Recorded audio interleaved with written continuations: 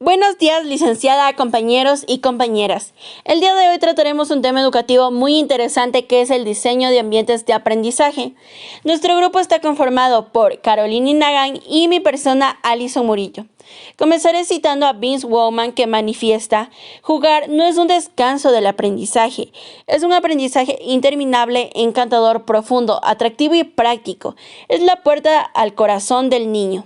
Como primer tema tenemos estilos de aprendizaje.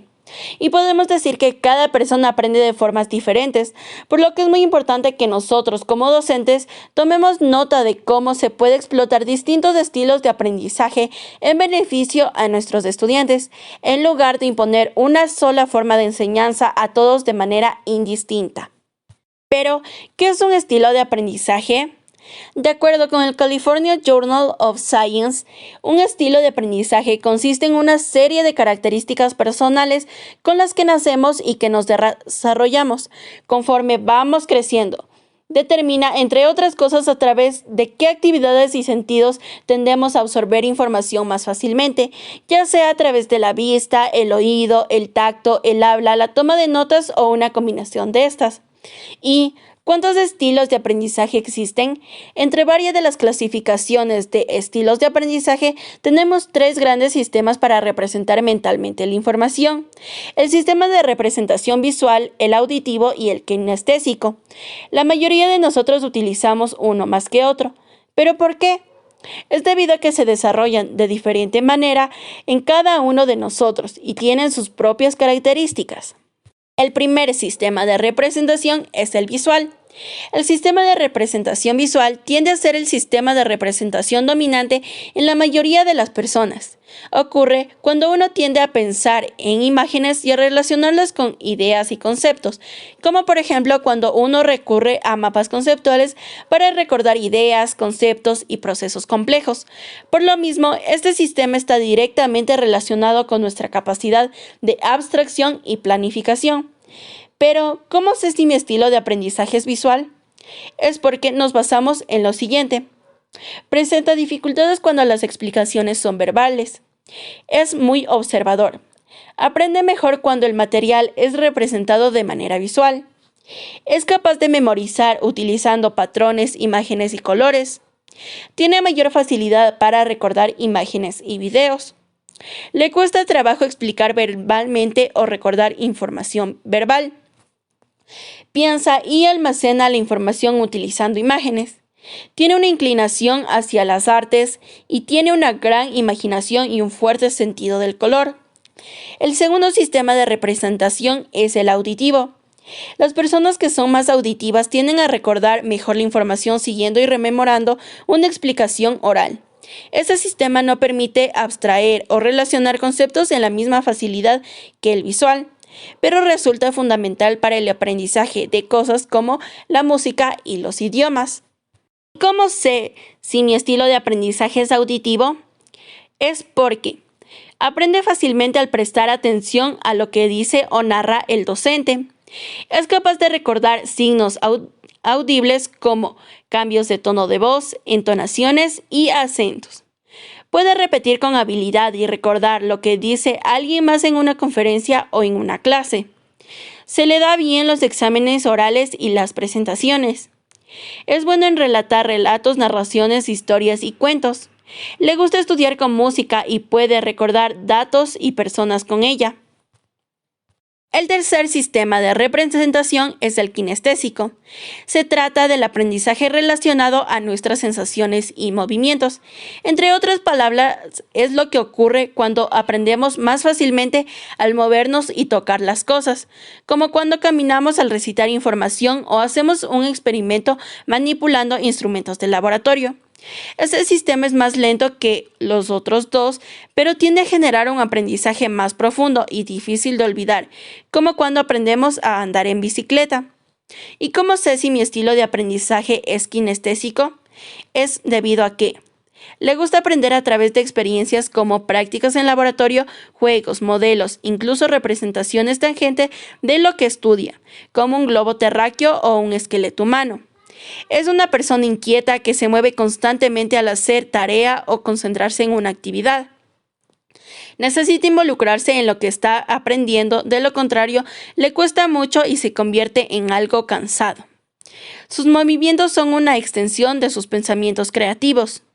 Tiene la necesidad de expresarse de forma corporal. Pero nos preguntamos, ¿se puede tener los tres estilos de aprendizaje? Claro que sí. De hecho, nadie se adscribe enteramente a un solo sistema de representación, puesto que todos desarrollamos formas de aprendizaje complejas que resultan de la combinación de muchos factores. De ahí, por ejemplo, que haya quienes necesitan estudiar en silencio y quienes pueden hacerlo escuchando una música en alto volumen. El punto es que es importante tomar en cuenta, cuando menos, que las personas aprenden de maneras distintas, para hacer de la educación una experiencia más enriquecedora para todos dentro y fuera de las aulas. Conocimiento previo. Existen dos factores que condicionan la intervención educativa y que han de tenerse en cuenta como punto de partida para el aprendizaje: el nivel de desarrollo cognitivo de los estudiantes y sus conocimientos previos. ¿Qué es esto? Son las concepciones y representaciones que ya poseen acerca de los temas que se abordarán en el aula, a pesar de que los conocimientos previos pueden variar en contenido dependiendo del área, ya sea física, lengua, entre otras, y también en su naturaleza, ya que pueden ser procedimentales, descriptivos o más o menos generales, entre otros. Poseen varias características comunes. Se trata de construcciones personales, fruto de la interacción con el medio, y muchas veces previas a la instrucción. No son científicos, aunque tienen un gran poder de predicción, lo que los convierte en funcionales, es decir, los hace útiles como instrumento de interpretación del mundo. Son también estables y resistentes al cambio, además de implícitos, es decir, que se descubren a través de las actividades o predicciones del alumno. Condiciones para el aprendizaje significativo. Este aprendizaje significativo rompe el mito respecto a que el aprendizaje se produce a partir de una exposición y como consecuencia del ejercicio de la memoria. Entre una de las condiciones para el aprendizaje significativo está el material procedimentalmente significativo. Este se divide en dos: la significatividad lógica y la significatividad psicológica cognitiva. La primera es una coherencia de la estructura interna. Es una secuencia de los procesos y entre las relaciones de sus componentes. Y la segunda es: los contenidos pueden ser comprendidos desde la estructura cognitiva que posee el estudiante que aprende. Otra de las condiciones para el aprendizaje significativo es la disposición subjetiva para el aprendizaje. Esta está basándose en la psicología afectiva, es decir, las motivaciones internas que tiene el estudiante. Para que el aprendizaje significativo sea posible, el material debe estar compuesto por elementos organizados en una estructura organizada, de manera tal que la parte no se relacionen de modo arbitrario. Pero no siempre esta condición es suficiente para que el aprendizaje significativo se produzca, sino es necesario que determinadas condiciones estén presentes en el sujeto. La primera es la predisposición. La persona debe tener algún motivo por el cual esforzarse. Ausubel señala dos situaciones frecuentes en la instrucción que anulan la predisposición para el aprendizaje significativo. En primer lugar, menciona que los estudiantes aprenden las respuestas correctas, descartando otras que no tienen correspondencia literal con las esperadas por los docentes. Y en segundo lugar, el elevado grado de ansiedad o la carencia de confianza en sus capacidades. Es decir, cuando los estudiantes no se sienten motivados por ellos mismos, se sienten desmotivados o sienten que no pueden realizar una actividad. Es allí donde debemos entrar los docentes, motivar desde la parte interna del estudiante. Debemos hacer que entiendan que ellos son capaces de absolutamente todo, que por decirlo así se pueden comer al mundo. Son capaces de muchas cosas, pueden lograr lo que ellos se propongan. La cuestión está en el esfuerzo que ellos deben poner. Por ello es muy importante la motivación, porque de la motivación desencadena el esfuerzo, porque sin motivación van a sentir que no tienen fuerza para luchar por algo. Es allí donde tenemos que entrar nosotros, debemos saber cómo motivar a los estudiantes, cómo saber, cómo llegar a ellos, cómo decirles y mostrarles las palabras correctas para que ellos tengan esa fuerza, tengan ese apoyo de nosotros como docentes. Las segundas son las ideas inclusoras.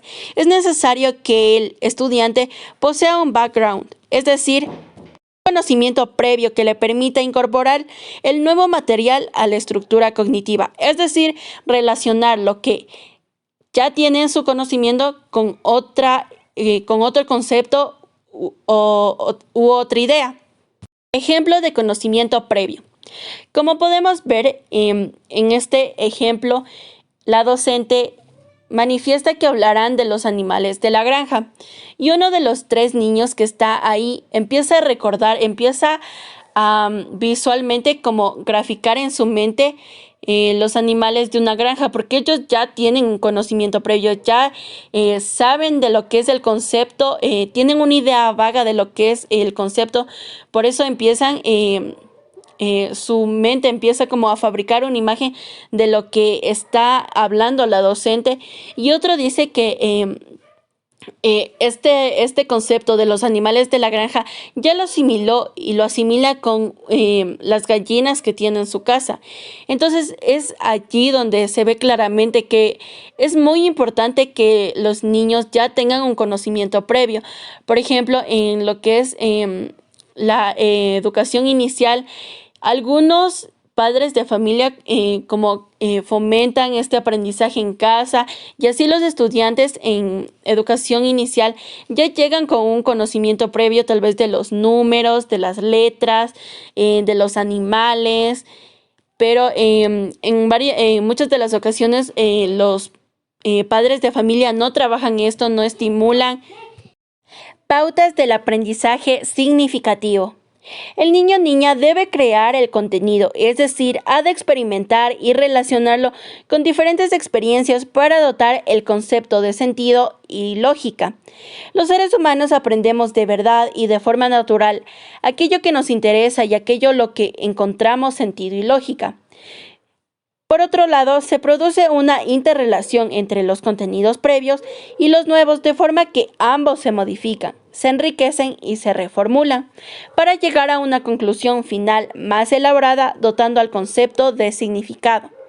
Es decir, el niño ya relaciona el concepto, pero el docente es allí donde debe reforzar el significado. Es decir, por ejemplo, en la anterior diapositiva teníamos que el niño ya tenía un conocimiento de un animal de la granja, pero tenemos que darle un significado a ese concepto. Estos significados que se basan en la comprensión son los que van a permanecer en la mente de los niños y niñas. Servirán para crear nuevos aprendizajes, ya que estos están bien elaborados y podrán ser empleados en todos los contextos y situaciones diferentes. Algunas de las pautas para un aprendizaje significativo son: primero, da tiempo al niño o niña para que construya el aprendizaje. Cada persona tiene su propio ritmo. El objetivo último del proceso es que los estudiantes construyan su aprendizaje y lleve un ritmo y tiempo personal único y personal. Segundo, ayudar a razonar mediante preguntas. Para elaborar el aprendizaje, los niños y niñas necesitan dotar de sentido. Ayudamos al niño o niña a darle sentido y significado mediante preguntas que le hagan reflexionar, razonar y comprender por sí mismo. Tercero, evitar correcciones. Aprovechemos el error como fuente de aprendizaje. Ante el error, preguntemos a los estudiantes para hacer que él mismo llegue al acierto. De este modo estará construyendo y aprendiendo de su error. No simplemente dejará a un lado de un error. Esto es lo que debemos cambiar, que nosotros tomamos un error como una falla y muchos de los errores, no solo aquí en educación, sino de la vida, podemos aprender de ellos y reflexionar Cuarto, motivar los logros. El aprendizaje es un proceso especial único de cada persona. Es preciso que el que aprende se sienta motivado e interesado. Por ello, motivaremos los logros de los estudiantes para que sea consciente de su progreso. Quinto, paciencia ante los diferentes ritmos de aprendizaje. Cada persona aprende de una manera diferente, siguiendo su propio camino. Es fundamental no pretender que todos aprendan igual al mismo ritmo. Debemos tener paciencia y respetar el proceso de aprendizaje de cada estudiante. Sexto, favorece la curiosidad del estudiante, despertando su interés. Para elaborar aprendizajes, la persona tiene que estar predispuesta. En este sentido, aprovecharemos la curiosidad natural del ser humano para fomentar interés y crear la condición de predisposición adecuada para crear aprendizajes. Séptimo, aprovechar esa curiosidad para introducir nuevos aprendizajes. Relacionamos los contenidos previos con los nuevos a través de la curiosidad que ha hecho despertar su interés. Octavo, conseguir hacer que el proceso de aprendizaje sea lúdico. Los niños aprenden mejor cuando se divierten. El momento lúdico es la condición ideal para aprender. Por eso es que al principio mencionábamos que el juego no es un descanso del aprendizaje, sino es el tiempo más óptimo para que el estudiante aprenda. Noveno, procura que el niño esté activo durante el proceso. Debemos hacerles protagonistas. Para ello, su participación activa es imprescindible. No solo debe escuchar, sino que busque información, que elabore contenidos, que practique y que aprenda. Décimo, aprender nosotros también como docentes, enriquecer nuestros conocimientos previos con cada una de las experiencias de aprendizaje de nuestros estudiantes. Papel del docente en los medios de aprendizaje. Los docentes somos personas dedicadas, esforzados e investigadores interesados en la docencia, dados a la reflexión permanente para operativizar nuestro trabajo, cualificar métodos y procedimientos, centrar nuestros objetivos en la búsqueda de innovadoras formas de llegada a la mentalidad de nuestros estudiantes.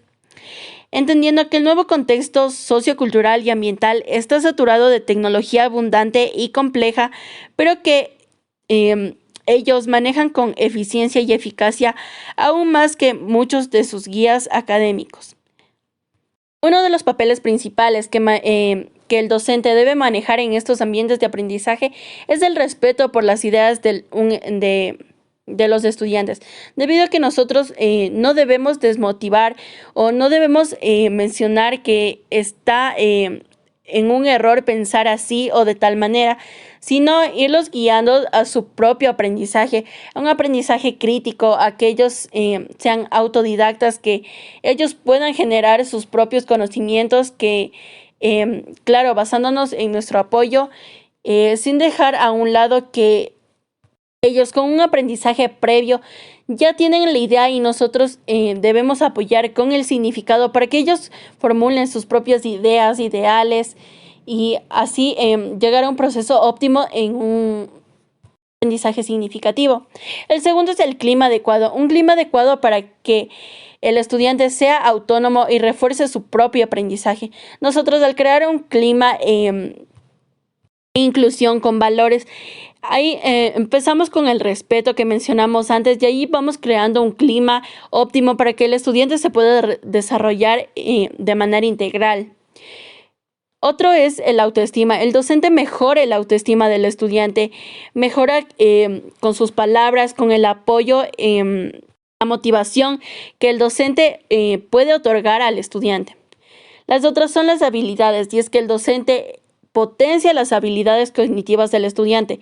Siempre debemos de estar buscando estrategias innovadoras que potencien las habilidades que tienen nuestros estudiantes, sacarlo, por decir así, el jugo a esas habilidades que lleguen a estar al 100% optimizadas. Ambientes virtuales de aprendizaje. Un ambiente virtual de aprendizaje es el espacio que se crea en Internet para propiciar el intercambio de conocimientos entre instituciones educativas y estudiantes, a partir de plataformas que favorecen las interacciones entre estos usuarios para realizar un proceso de aprendizaje. Los efectos de la pandemia del COVID-19 van más allá de una cantidad abismal de personas contagiadas. En el ámbito de la educación, 1.5 billones de estudiantes han tenido que suspender o reprogramar sus clases alrededor del mundo. De acuerdo a una actualización realizada por la UNESCO, órgano de la ONU para la educación, esta cifra representa casi 90% de los estudiantes del planeta. Bajo este contexto, se ha abierto un nuevo panorama para el crecimiento y exploración de los procesos de enseñanza-aprendizaje y en los medios digitales. Pensando en eso, desarrollamos este material que permita descubrir más sobre los diferentes contenidos del currículo. El uso de ambientes virtuales de aprendizaje favorece la inclusión digital de estudiantes y docentes, además de estimular la enseñanza semipresencial haciendo las clases más dinámicas. Para los docentes, estos ambientes posibilitan diferentes tipos de aprendizaje, yéndonos desde el cooperativo, orientado al diálogo, por proyectos, por desafíos, problemas o estudios de caso. Además, actuamos como un soporte para el desarrollo de prácticas pedagógicas multidisciplinarias, permitiendo difundir información a un gran número de personas al mismo tiempo, sin límites geográficos. Aquí también debemos destacar que los estudiantes tienen como una libertad de estudiar desde su casa a su propio ritmo, independientemente de donde estén. Pueden compartir conocimientos de manera colectiva, ampliando así su experiencia educativa y estimulando la colaboración entre todos sus compañeros. Ejes de la enseñanza del aprendizaje en línea. El primer eje es el eje físico y sus componentes son la conectividad y equipamiento, es decir, el Internet entre un espacio. El equipamiento vendría a ser un dispositivo tecnológico que ya puede ser celular, computador, una laptop, tablet, un iPad. El eje de desarrollo docente tiene los componentes de formación continua y acompañamiento, formación inicial del docente y profesionalización del docente. Aquí nosotros, estando en un aprendizaje en línea, un aprendizaje virtual, podemos acompañar al estudiante, ya sea tal vez, no sé si alguno ha tenido la oportunidad, pero si tiene algún como familiar que esté estudiando, muchos de los docentes se comunican a través de WhatsApp y sus estudiantes les pueden hacer una pregunta o un cuestionamiento, tal vez si no entendieron la tarea, y los docentes pueden hacer un acompañamiento y un apoyo ahí. Eje de comunicación y fomento. Tiene los componentes de difusión, incentivo y empoderamiento. Este aprendizaje virtual o en línea motiva a los estudiantes. ¿Por qué? Porque los docentes usan diferentes metodologías, diferentes técnicas, diferentes como aplicaciones para que los estudiantes puedan desarrollar sus conocimientos. No siempre van a ser un aprendizaje colaborativo en, digamos así, Kahoot, sino van a haber varios programas. Hay miles de programas para poder como compartir y transmitir conocimientos a los estudiantes. El otro eje es el eje de innovación y sus componentes son la innovación educativa y los consejos de innovación. Aquí viene mucho lo que ya mencioné antes. Existen muchísimos programas como para poder transmitir nuestro conocimiento. Se han innovado, han llegado al mundo nuevas páginas, nuevas tecnologías que nos permiten apoyarnos en ellas a nosotros como docentes, poder hacer un uso correcto, poder darles un uso educativo, científico a aplicaciones que tal vez no estaban pensadas para la educación y por ello vamos innovando siempre en la educación. Ya, el último eje es el evaluativo, donde se aplican estrategias y técnicas de evaluación.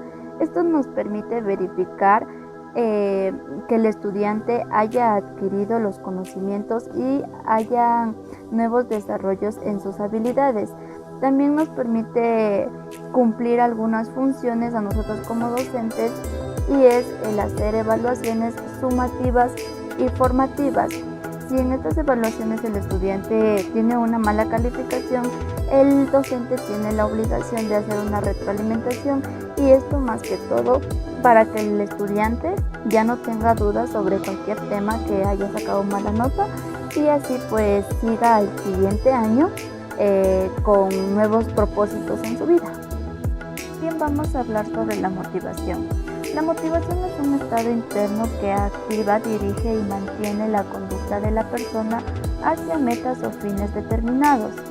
Tenemos aquí también la motivación extrínseca más la motivación intrínseca, que es igual a un equilibrio de vida. ¿Pero qué será la motivación extrínseca? Es todo aquello tipo de premios o recompensas que obtenemos o se nos otorga al realizar una tarea o una labor determinada. Y la motivación intrínseca es la que nos impulsa a hacer cosas por el simple gusto de hacerlas. En sí es la propia ejecución de la tarea, es nuestra recompensa.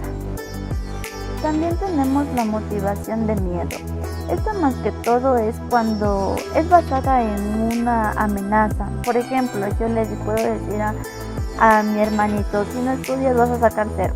O sea, esa es una motivación de miedo, porque él lo está haciendo no por felicidad, sino porque le estoy presionando a que tiene que hacerlo para que saque una buena nota. Existe también la motivación del presente. Esta, en cambio, ya estábamos dando el ejemplo de la prueba, pero podemos decir, voy a estudiar en el recreo para a la siguiente hora que tengo lenguaje saque una buena calificación.